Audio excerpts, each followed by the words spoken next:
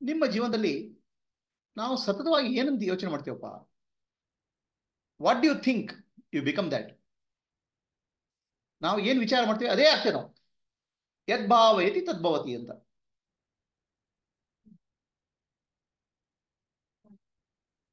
ಹ? ಯದ್ಭಾವಯತಿ, ನಿಮ್ಮ ವಿಚಾರ ಏನು ಅಂತ. ಯದ್ಭಾವಯತಿ ತದ್ಭವತಿ. ನಾವು ಏನು ವಿಚಾರ ಮಾಡ್ತೇವೆ ಅದೇ ಆಗ್ತೇವೆ ನಾವು.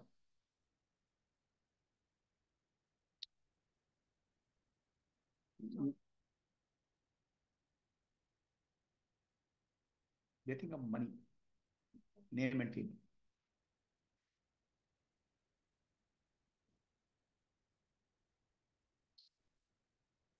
ಪ್ರಶ್ನೆ ಅಂದ್ರೆ, ಓಕೆ, ಸೈಂಟಿಸ್ಟ್ಗಳು ಯಾವಾಗಲೂ ಆಟಮ್ಸ್ ಅಂಡ್ ಮಾಲಿಕ್ಯೂಲ್ಸ್ ಬಗ್ಗೆ ಥಿಂಕ್ ಮಾಡ್ತಾರೆ. ಅವರು ಆಟಮ್ಸ್ ಅಂಡ್ ಮಾಲಿಕ್ಯೂಲ್ಸ್ ಆಗ್ತಾರಾ ಅಂತ. ಅವರು ಆಟಮ್ಸ್ ಅಂಡ್ ಮಾಲಿಕ್ಯೂಲ್ಸ್ ಬಗ್ಗೆ ಥಿಂಕ್ ಮಾಡಲ್ಲ. ಅವರು ನಾನು ಎಷ್ಟು ಪೇಪರ್ ಬರಿತೇನೆ, ಎಷ್ಟು ಫೇಮಸ್ ಆಗ್ತೇನೆ, ಅದನ್ನ ಥಿಂಕ್ ಮಾಡ್ತಾರೆ. ಆಟಮ್ಸ್ ಅಂಡ್ ಮಾಲಿಕ್ಯೂಲ್ಸ್ ಕೇವಲ ಒಂದು ಇನ್ಸ್ಟ್ರೂಮೆಂಟ್ ಅಷ್ಟೇ ಅವರಿಗೆ. ಆಯ್ತು, ಸೈಂಟಿಸ್ಟ್ ಏನ್ ಥಿಂಕ್ ಮಾಡ್ತಾರೆ? ಆಟಮ್ಸ್ ಅಂಡ್ ಮಾಲಿಕ್ಯೂಲ್ ಬಗ್ಗೆ ಥಿಂಕ್ ಮಾಡ್ತಾರೆ. ಯಾಕೆ? ನನಗೆ ಎಷ್ಟು ಕೀರ್ತಿ ಬರ್ತದೆ, ಎಷ್ಟು ದುಡ್ಡು ಬರ್ತದೆ, ಎಷ್ಟು ಪ್ರೈಸ್ ಬರ್ತಂತ, ನನ್ನ ಕ್ಯಾರಿಯರ್ ಹೇಗೆ ಇಂಪ್ರೂವ್ಮೆಂಟ್ ಆಗುತ್ತಂತ.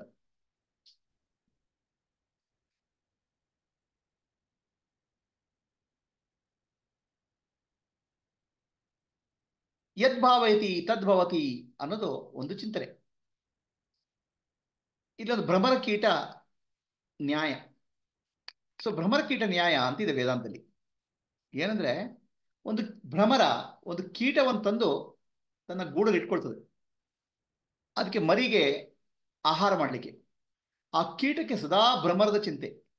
ಆ ಭ್ರಮರದ ಚಿಂತೆ ಮಾಡ್ತಾ ಮಾಡ್ತಾ ಹೆದರಿಕೆಯಿಂದ ಭ್ರಮರದ ಬಗ್ಗೆ ಯೋಚನೆ ಮಾಡ್ತಾ ಮಾಡ್ತಾ ಆ ಕೀಟಕ್ಕೆ ಒಂದು ರೆಕ್ಕೆ ಬಂದು ಹಾರಿ ಹೋಗ್ಬಿಡ್ತಂತ. ಅದಕ್ಕೆ ಭ್ರಮರ ಕೀಟ ನ್ಯಾಯ ಅಂತ ಹೇಳುದು. ನಾವು ನಮಗೆ ಒಂದು ವಿಷಯ ಹೇಳ್ತಿದ್ರು. ಒಬ್ಬ ಹುಡುಗ ಹುಡುಗಿ ಮದುವೆ ಆಗ್ತಾರಪ್ಪ. ಮದುವೆ ಆದ ಟೈಮ್ ಒಂದು ಫೋಟೋ ತೆಗೆದು ಇಟ್ಬಿಡಿ. ಮದುವೆ ಆದ್ಮೇಲೆ ಒಂದು 25 ವರ್ಷದ ಫೋಟೋ ತೆಗೀರಿ. ಮದುವೆ ಆದಾಗ ಫೋಟೋ ಹುಡುಗಿಯ ಮುಖ ಬೇರೆ, ಹುಡುಗನ ಮುಖ ಬೇರೆ. ಮದುವೆ ಆಗಿ ಒಂದು 25 ವರ್ಷ ಆದ್ರೆ ಹುಡುಗ ಹುಡುಗಿಯ ಮುಖ ಒಂದೇ ತರ ಆಗ್ಬಿಡ್ತದೆ. ಗುಂಡು ಗುಂಡಾಗಿ. ಅದು ಇಲ್ಲಿ ನೆರೆ ಬಂದ್ರೆ ಇಲ್ಲಿ ಅವನ ಹುಡುಗನ ಮುಖದಲ್ಲಿ ಇಲ್ಲಿ ನೆರೆ ಬಂದ್ರೆ ಅಲ್ಲಿ ಹುಡುಗಿಯ ಮುಖದಲ್ಲಿ ಇಲ್ಲಿ ನೆರೆ ಬರ್ತದೆ. ಹುಡುಗನ ಮುಖದಲ್ಲಿ ಹೀಗೆ ಗಲ್ಲ ಆದ್ರೆ ಅವನ ಹುಡುಗಿಯ ಮುಖದಲ್ಲಿ ಈಗ ಗಲ್ಲ ಆಗ್ತದೆ. ಯಾಕೆ? ಯದ್ಭಾವ ಇದು ತದ್ಭವತಿ. ಹೆಂಡತಿಗೆ ಸದಾ ಗಂಡನ ಯೋಚನೆ, ಗಂಡನಿಗೆ ಸದಾ ಹೆಂಡತಿ ಯೋಚನೆ. ಏನಾಗುತ್ತೆ? ಅದೇ ಆಕಾರ ತಗೊಳ್ತಾರೆ. ನೀವು ಆಗಿದ್ದಲ್ಲಿ ಈಗ 30-40 ವರ್ಷ ಆಗಿದೆ ತಾನೆ ಮದುವೆ ಆಗಿ. ಒಂದು ಫೋಟೋ ನೋಡ್ಕೊಳ್ಳಿ. ಮದುವೆ ಆಗೋ ಮೊದಲು ಫೋಟೋ ಹೇಗಿತ್ತು, ಈಗ ಹೇಗಿದೆ ನೋಡ್ಕೊಳ್ಳಿ. ಗಂಡ ಹೆಂಡತಿ ಫೋಟೋ.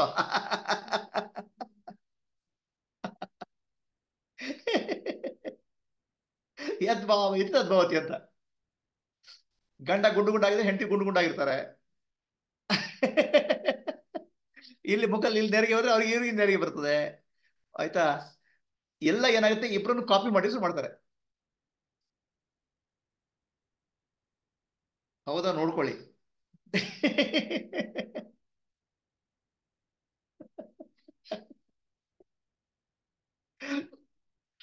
ಹ್ಮ್. ಯದ್ಭಾವ ಇದು. ಹಾಗಿದ್ರೆ ನೀವು ಸದಾ ಭಗವಂತನ ಚಿಂತೆ ಮಾಡ್ತಿದ್ರೆ ಏನಾಗ್ತೀರಪ್ಪ? ಆ ಭಗವಂತನ ಗುಣಲಕ್ಷಣ ನಿಮ್ಮಲ್ಲಿ ಬರ್ತವೆ. ಅಷ್ಟೇ ಉಪಾಸನೆ ಅಂದ್ರೆ. Inner quality. They may look like god also. They may look divine.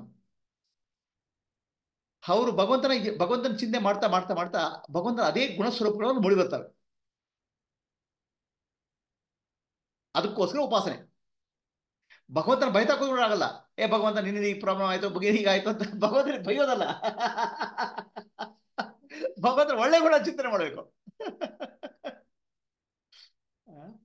Ramakrishna ಪರಮಹಂಸರು ಹೇಳ್ತಿದ್ರು, ಅವರ ಶಿಷ್ಯ ಎಂ ಅಂತ, ಮಾಸ್ಟರ್ ಎಂ ಅಂತಿದ್ರು. Master M is disciple of Ramakrishna Paramahamsa. ಆ ಮಾಸ್ಟರ್ ಎಂ ನ ಗುಣಗಳನ್ನು ರಾಮಕೃಷ್ಣ ಪರಮಹಂಸ ಹೊಗಳ್ತಿದ್ರು. ಆ ಮಾಸ್ಟರ್ ಎಂ ಅವರು ರಾಮಕೃಷ್ಣ ಪರಮಹಂಸ ಶಿಷ್ಯರು. ಅವರಿಗೆ ಸ್ವಲ್ಪ ಒಳ್ಳೆ ಗುಣ ಇತ್ತು ಎಂಗೆ.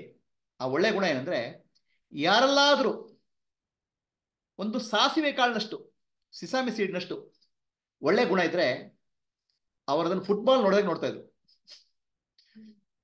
ಯಾರಲ್ಲಿ ಸಣ್ಣ ಸಣ್ಣ ಒಳ್ಳೆ ಗುಣ ಇದ್ರೆ, ಸಾಸಿವೆ ಕಾಳಷ್ಟು ಗುಣ ಇದ್ರೆ ಅದನ್ನು ಫುಟ್ಬಾಲ್ ನೋಡಿದಾಗ ನೋಡ್ತಾ ಇದ್ರು. ಒಳ್ಳೆ ಗುಣ. ಆಯ್ತಾ? ಯಾರಲ್ಲಿ ಫುಟ್ಬಾಲ್ ಅಷ್ಟು ಕೆಟ್ಟ ಗುಣ ಇದೆ ಅದನ್ನ ಸಾಸಿವೆ ಆಗಿ ನೋಡ್ತಾ ಇದ್ರು ಅವರು. ಇದು ಮಾಸ್ಟರ್ ಎಂಬ ಒಳ್ಳೆ ಗುಣ ಅಂತ ರಾಮಕೃಷ್ಣ ಪರಮಹಂಸರು ಹೇಳೋದು. ಇದರಿಂದ ಏನಾಗತ್ತಪ್ಪ, ಆ ವ್ಯಕ್ತಿಯಲ್ಲಿ ಏನು ಚೇಂಜ್ ಆಗಲ್ಲ, ಬಟ್ ನಮ್ಮಲ್ಲಿ ಚೇಂಜ್ ಆಗುತ್ತೆ. ಆ ಒಳ್ಳೆ ಗುಣಗಳು ನೋಡಿದಾಗ ನಾವು ನಮ್ಮಲ್ಲಿ ಒಳ್ಳೆ ಗುಣ ಬೆಳೀತದೆ. ನಾವು ಏನ್ ಸದಾ ಥಿಂಕ್ ಮಾಡ್ತೇವೆ ಅದನ್ನ ಬೆಳೀತದೆ. ಯಾರನ್ನ ನೋಡಿಬಿಟ್ಟು ಅವ್ರ ಕೆಟ್ಟ ಗುಣ ಥಿಂಕ್ ಮಾಡ್ತಾ ಇದ್ರೆ ಆ ಕೆಟ್ಟ ಗುಣ ನಮ್ಮಲ್ಲಿ ಮೂಡಿ ಬರ್ತದೆ. ನಾವು ಯಾರೆಲ್ಲಾದ್ರೂ ಸಣ್ಣ ಒಳ್ಳೆ ಗುಣ ಇದ್ರೆ ಅದನ್ನ ನೋಡಿ ಅದನ್ನ ಅಪ್ರಿಷಿಯೇಟ್ ಮಾಡ್ಲಿಕ್ಕೆ ಕಲ್ತಾಗ ಆ ಗುಣ ನಮ್ಮಲ್ಲಿ ಮೂಡಿ ಬರ್ತವೆ. ಇದು ಕಲಿಬೇಕು ನಾವು. ಇದನ್ನು ರಾಮಕೃಷ್ಣ ಪರಮಹಂಸರು ಎಂಬ ಬಗ್ಗೆ ಹೇಳಿದರು.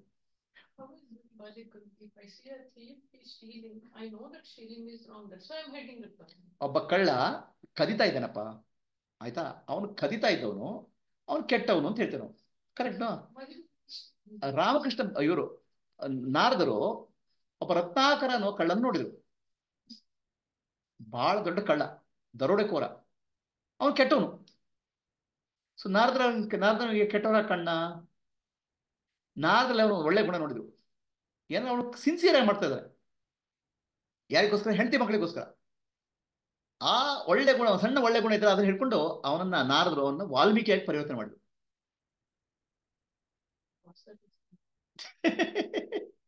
ನಾವು ಜನರಲ್ಲಿ ಸಣ್ಣ ಒಳ್ಳೆ ಗುಣ ಇದ್ದದನ್ನು ನೋಡಿ ಅದನ್ನ ನಾವು ನೋಡಿದ್ರೆ ನಮ್ಮಲ್ಲಿ ಆ ಗುಣ ಬೆಳೀತದೆ. ನಾವು ಬರೀ ಕೆಟ್ಟ ಗುಣ ನೋಡ್ತಾ ಕೂತ್ಕೊಂಡ್ರೆ ಆ ಕೆಟ್ಟ ಗುಣ ನಮ್ಮಲ್ಲಿ ಕಸಾಗಿ ಮುಡ್ಕೊಳ್ತದೆ ಅಂತ ರಾಮಕೃಷ್ಣ ಪರಮಹಂಸರು ಮಾಸ್ಟರ್ ಏನ್ ಹೇಳಿದ್ರು. ಅಂದ್ರೆ ಯದ್ಭಾವೈತಿ ತದ್ಭವತಿ. ಅದಕ್ಕೂ ನಾವು ಏನ್ ಮಾಡ್ತೀವಿ ಅದ್ರ ಬಗ್ಗೆ ಜಾಗೃತಿ ಆಗಿರ್ಬೇಕು.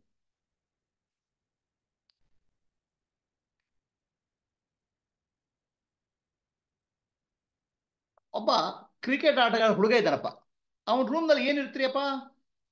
ಎಲ್ಲ ಕ್ರಿಕೆಟ್ ಆಟಗಾರನ ಫೋಟೋ ರೂಮಲ್ಲಿ ಹೋದ್ರೆ ನಿಮ್ಗೆ ಹೋದ್ಕೊಳ್ಳೋ ಗೊತ್ತಾಗುತ್ತೆ, ಓ ಈ ಹುಡುಗನಿಗೆ ದೊಡ್ಡ ಕ್ರಿಕೆಟ್ ಆಟಗಾರ ಆಗ್ಬೇಕಂತ ಇಷ್ಟ ಇದೆ, ಅದಕ್ಕೋಸ್ಕರ ಎಲ್ಲ ಫೋಟೋ ಹಾಕೊಂಡು ತಿರುಗಾಡ್ತಾ ಇದ್ದಾನೆ ಅಂತ ಇಟ್ಕೊಂಡಿದ್ದಾನೆ. ಯಾಕೆ? ದಿನ ಫೋಟೋ ನೋಡಿದಾಗ ಅವನಿಗೆ ಕ್ರಿಕೆಟ್ ಆಟದ ಬಗ್ಗೆ ಉತ್ಸಾಹ ಬರ್ತದೆ. ಅದೇ ರೀತಿ ನಾವು ಯಾರ್ದಾರ ಮನೆಗೆ ಹೋದ್ರೆ ಅವ್ರ ಪೂಜಾ ರೂಮಲ್ಲಿ ಏನಿರುತ್ತಪ್ಪ, ಅವನು ಕ್ರಿಕೆಟ್ ಆಟಗಾರ ಬಗ್ಗೆ ಉಪಾಸನೆ ಮಾಡ್ತಾ ಇದ್ದಾನೆ. ಒಬ್ಬ ಫಿಲ್ಮ್ ಆಕ್ಟರ್ ಬಗ್ಗೆ ಉಪಾಸನೆ ಮಾಡ್ತಾನೆ. ನಮ್ಮ ಪೂಜಾ ರೂಮ್ನಲ್ಲಿ ನೋಡಿದ್ರೆ ನಮ್ಗೆ ಗೊತ್ತಾಗುತ್ತೆ ನಾವು ಯಾವ್ದು ಉಪಾಸನೆ ಮಾಡ್ತೇವೆ ಅಂತ. ಸೊ ಕೆಲವರು ಪೂಜಾ ರೂಮ್ ಅಂತೂ ತುಂಬಾ ಕನ್ಫ್ಯೂಷನ್, ಕ್ಲಾರಿಟಿ ಇಲ್ಲ. ನಿಮ್ಮ ಪೂಜಾ ರೂಮ್ ಹೇಗಿದೆ? ನೀವು ಯಾವ್ದ್ರ ಉಪಾಸನೆ ಮಾಡ್ತಿದ್ರಾ? ಉಪಾಸನೆ ಮಾಡುವಾಗ ಆ ಉಪಾಸನೆ ಮಾಡೋ ದೇವತೆಗಳ ಗುಣಗಳು ನಿಮ್ಮ ಸ್ಪಷ್ಟವಾಗಿ ಮುಡಿ ಬರ್ತವೆ, ಅದು ಉಪಾಸನೆ.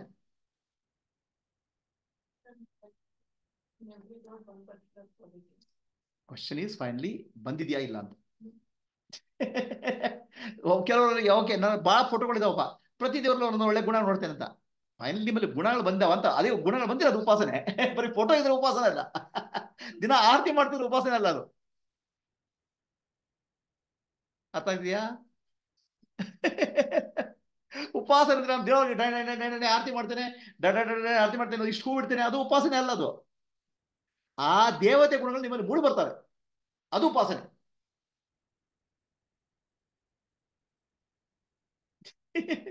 ಫೋಟೋ ಇಟ್ಕೊಂಡು ಆರತಿ ಮಾಡಿ ನೈವೇದ್ಯ ಮಾಡಿದ್ರೆ ಉಪಾಸನೆ, ಅದು ಪೂಜೆ. ಅದು ಫೈನಲ್ ಉಪಾಸನೆ ಯಾವಾಗುತ್ತೆ? ಆಸನೆ ಆಗ್ಬೇಕು. ಆ ಅಂದ್ರೆ ಉಪರಿ ಮೇಲೆ ಆಸನೆ ಆಗ್ಬೇಕು, ಭಗವಂತನ ಸಮೀಪಕ್ಕೆ ನಾವು ಹೋಗ್ಬೇಕು, ಆ ಭಗವಂತನ ನಮ್ಮ ಗುಣಗಳು ಮೂಡಿ ಬರ್ಬೇಕು, ಅದಕ್ಕೆ ಉಪಾಸನೆ ಅಂತ ಹೇಳುದು. ಈಗ ಪ್ರಶ್ನೆ ಮಾಡಿ, ನಿಮ್ಮ ಮನೆಯಲ್ಲಿ ಯಾವ ಉಪಾಸನೆ ಮಾಡ್ತಿದ್ರಿ ನೀವು? ಆ ಉಪಾಸನೆ ಮಾಡೋ ದೇವತೆಗಳ ಗುಣಗಳು ನಿಮ್ಮಲ್ಲಿ ಎಷ್ಟು ಮೂಡಿ ಬಂದವೆ?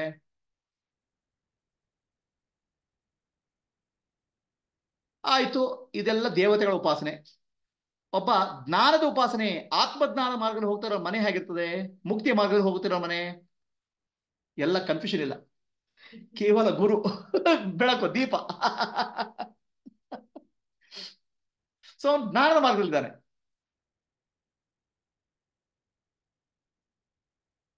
ಉಪಾಸನೆ ನೀವು ಯಾವುದರ ಬಗ್ಗೆ ಆಸಕ್ತಿ, ಯಾವುದ್ರಲ್ಲಿ ಅಟ್ರಾಕ್ಟ್ ಆಗಿರ್ತೀರಾ, ಯಾವ ದೇವತೆ ಬಗ್ಗೆ ಅಟ್ರಾಕ್ಟ್ ಆಗಿರ್ತೀರಾ, ದತ್ತ ಉಪಾಸನೆ ಮಾಡೋರಲ್ಲಿ ಏನಿರ್ತದೆ? ದತ್ತಾತ್ರೇಯನ ಗುಣಗಳು ಬರ್ತವೆ. ತ್ರಿಮೂರ್ತಿ ರೂಪ, ತ್ರಿಗುಣಾತೀತ ದತ್ತಾತ್ರೇಯ, ಜ್ಞಾನ ಸ್ವರೂಪ. ಇಲ್ಲಿ ಬರೀ ಪೂಜೆ ಆಗತ್ತದು.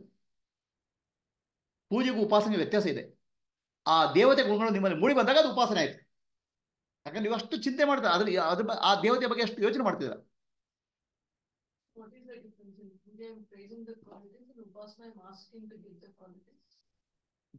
ಪೂಜೆಯಲ್ಲಿ ಏನಾಗುತ್ತೆ, ನೀವು ದೇವತೆ ಗುಣಗಳನ್ನು, ದೇವತೆಯನ್ನ ಅರ್ಚನೆ ಮಾಡ್ತೀರಾ, ಹೊಗಳ್ತೀರಾ, ಆಯ್ತಾ.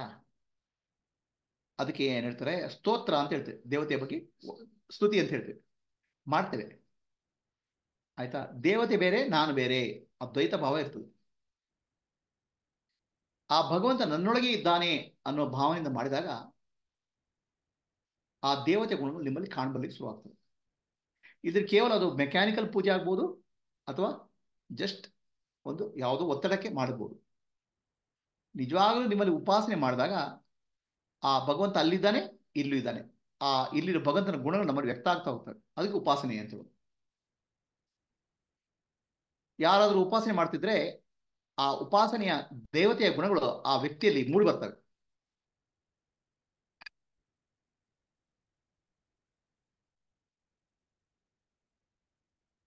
ಯಜ್ಞಾನ ಜಪ ಯಜ್ಞೋಸ್ಮಿ ಅಂತ ಹೇಳ್ತಾರೆ.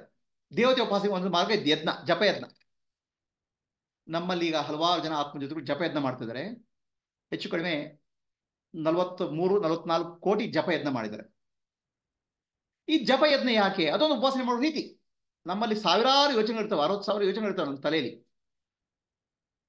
ಆ ಎಲ್ಲ ಯೋಚನೆಗಳನ್ನ ಕೇಂದ್ರೀಕೃತ ಮಾಡಿ ಕೇವಲ ಭಗವಂತನ ಯೋಚನೆ ಮಾಡಿದಾಗ ಅದಕ್ಕೆ ಜಪ ಅಂತ ಹೇಳೋದು. ಶ್ರೀರಾಮ ಜಯ ರಾಮ ಜಯ ಜಯ ರಾಮ, ಶ್ರೀರಾಮ ಜಯ ರಾಮ ಜಯ ಜಯ ರಾಮ. ಇವಾಗ ಏನಾಗುತ್ತೆ, ಎಲ್ಲ ಯೋಚನೆಗಳು ಹೋಗಿ ಒಂದೇ ಯೋಚನೆ ಉಳಿತದೆ, ಅದು ಭಗವಂತನ ಯೋಚನೆ. ಅದನ್ನು ಸತತವಾಗಿ ಮಾಡಿದಾಗ ಆ ಶ್ರೀರಾಮನ ಗುಣಗಳು ನಮ್ಮಲ್ಲಿ ಮೂಡಿ ಬರ್ತವೆ. ಅದು ಜಪಯಜ್ಞ. ಶ್ರೀರಾಮನ ಗುಣ ಏನು? ಧರ್ಮ. ಅದು ನಮ್ಮಲ್ಲಿ ಮೂಡಿ ಬರ್ತದೆ.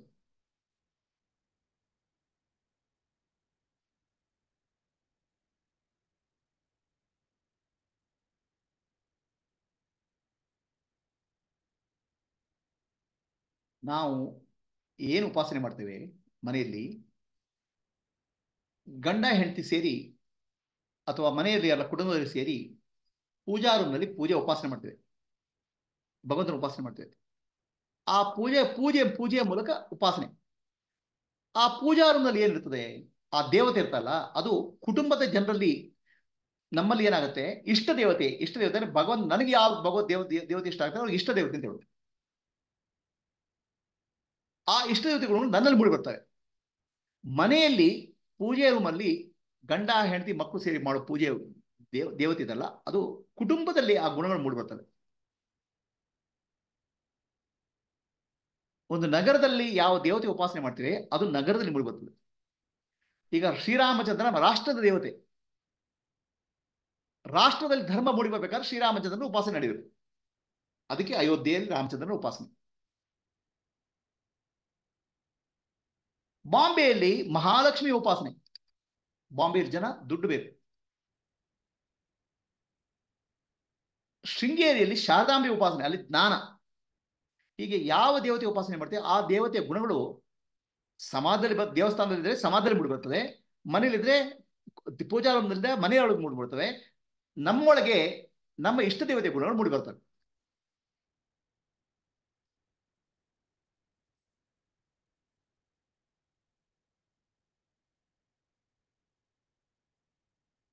ಅದೇ ರೀತಿ ನಮ್ಮಲ್ಲಿ ಸನಾತನ ಧರ್ಮದಲ್ಲಿ ತಂತ್ರಶಾಸ್ತ್ರ ಮತ್ತು ಯೋಗ, ಅಷ್ಟಾಂಗ ಯೋಗದ ಮೂಲಕ ಉಪಾಸನೆ ಇದೆ. ತಂತ್ರಶಾಸ್ತ್ರದ ಮೂಲಕ ನಮ್ಮಲ್ಲಿರುವ ಚಕ್ರದಲ್ಲಿ ಮೂಲಾಧಾರ, ಸ್ವಾಧಿಷ್ಠಾನ, ಮಣಿಪುರ, ಅನಾಹತ, ವಿಶುದ್ಧ, ಆಜ್ಞ, ಸಹಸ್ರಾರ ಚಕ್ರಗಳಲ್ಲಿ ಶಕ್ತಿಯ ಉಪಾಸನೆ ನಡೀತದೆ. ಕುಂಡಲಿ ಶಕ್ತಿಯ ಉಪಾಸನೆ.